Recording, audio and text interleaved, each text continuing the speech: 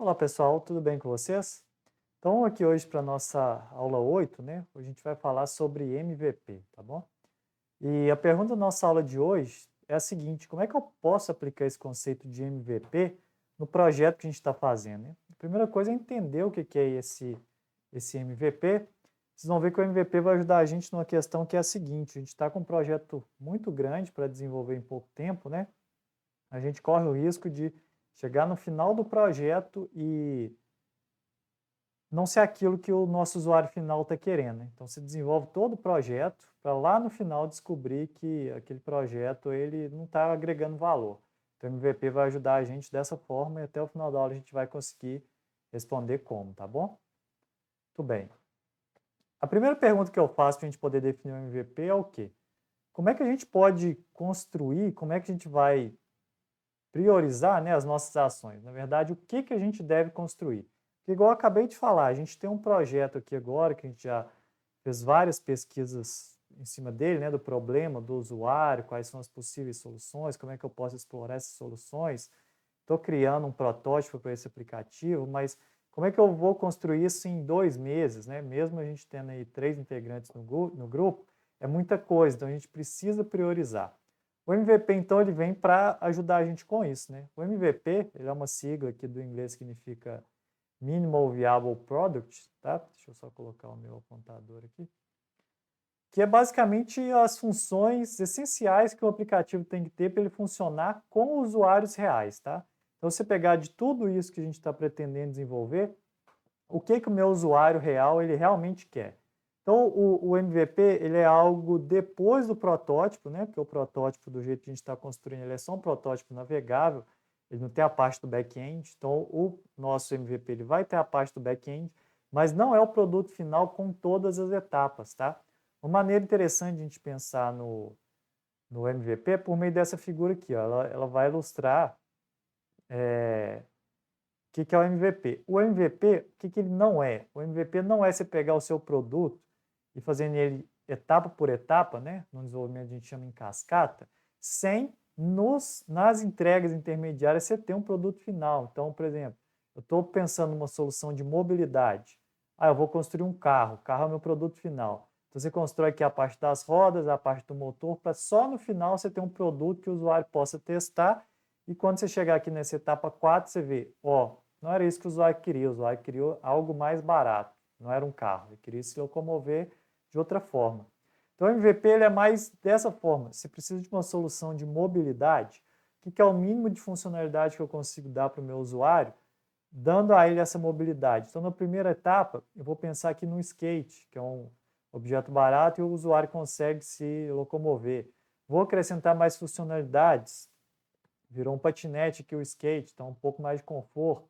Aqui um pouco mais de facilidade, né? Virou uma bicicleta. O usuário gostou? Gostou. Então, a gente continua desenvolvendo o produto até você chegar lá no final. Agora sim, com todas as etapas, você teve ali a coleta de feedback do usuário, tá? E qual que é a vantagem disso? Correndo o mínimo risco possível, sem saber se você está desenvolvendo seu produto, se alguém vai querer comprar ou não, tá certo?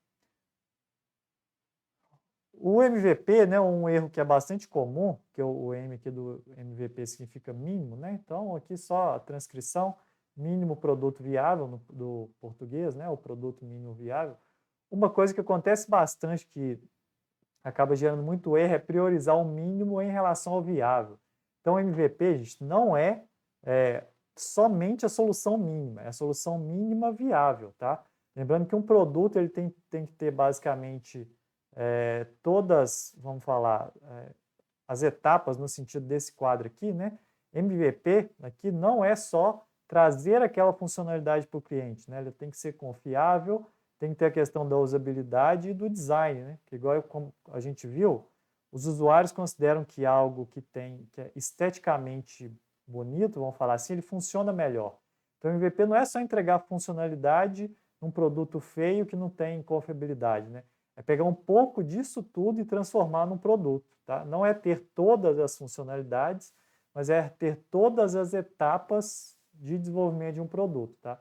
Ele tem que ser suficientemente útil para quê? Você saber se as suposições, vocês vão ver que uma das principais coisas do MVP é isso, testar se tudo que você supõe é verdadeiro perante o cliente, né? Você está conseguindo coletar essas informações, tá certo? Então, a maneira certa de fazer isso é integrando todos os elementos de design de um produto ou aplicativo, porque não adianta nada você testar só as funcionalidades, no momento que você mudar a usabilidade ou o design, o usuário ter as mesmas funcionalidades, mas não gostar da aparência do aplicativo, tá? Então, a ideia é mais ou menos isso aqui, né? Você integrar todas as etapas de design minimamente para fornecer uma solução viável. Uma forma da gente estar construindo o MVP, né, a partir do que a gente já fez, a gente estudou aí um pouquinho do Design Thinking, viu que dentro do Design Thinking a gente tem as histórias de usuário, é selecionar quais as histórias de usuário elas vão estar presentes no nosso MVP, que é a nossa solução mínima. Aqui um exemplo, né, quando eu for de carro da minha cidade para o trabalho, quero ser notificado automaticamente sobre algum engarrafamento para que eu possa chegar no horário.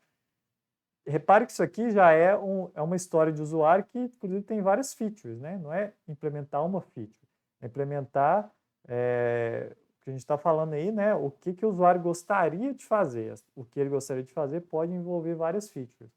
Então, aqui tem um mapa desse processo, né? Com as histórias do usuário. Quais são os processos aqui? Está em espanhol, mas é simples de verificar. Quais são as atividades para ele chegar nesse processo? E a partir disso, na minha revisão inicial, que seria o MVP, eu vou selecionar dentre as atividades que o usuário gostaria de fazer, né, dentro das histórias de usuário, quais delas vão estar presentes no meu MVP, tá bom? Então, todas essas histórias aqui vão estar presentes no MVP. Só após eu validar essas histórias que eu vou dar continuidade e continuar a desenvolver outras ferramentas aqui, outras features dentro do software, tá bom? Vou parar aqui para o vídeo não ficar muito grande, a gente continua na segunda parte falando sobre startup enxuto, tá bom? Obrigado e até lá.